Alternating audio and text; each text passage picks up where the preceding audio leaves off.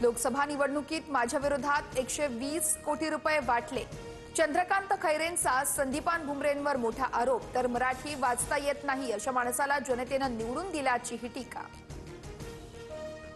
रवींद्र धंगेकरांची एकनाथ शिंदेंकडून कानउघडणी। सूत्रांची माहिती। घायवळ प्रकरणामध्ये भाजप नेत्यांशी संबंध जोडून धंगेकरांचे आरोप।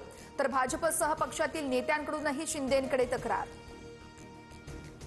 आता आपण काँग्रेसमध्ये नाही हे धंगेकरांच्या लक्षातच येत नाहीये। अजित पवारांचा टोला आपलं नेतृत्व एकनाथ शिंदे आहेत हे लक्षात ठेवावा, अजितदादांचा धंगेकरांना सल्ला।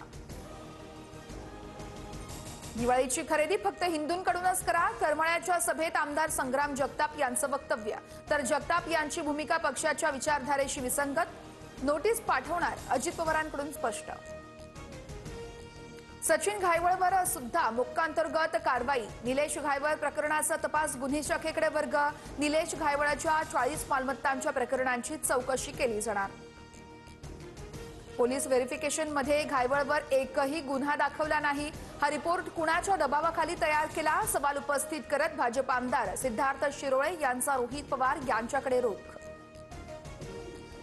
महाविकास आघाडी आणि मनसे नेत्यांचं शिष्टमंडळ मुख्य निवडणूक अधिकाऱ्यांची भेट घेणार। मंगळवारी शरद पवार, उद्धव ठाकरे, राज ठाकरेंसह प्रमुख नेते भेटणार। फडणवीस, शिंदे, अजित पवार यांनीही शिष्टमंडळात सहभागी होण्याचं आवाहन।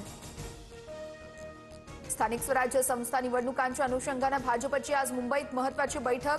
ठाणे, रत्नागिरी आणि सिंधुदुर्ग जिल्ह्यांचा फडणवीस आढावा घेणार।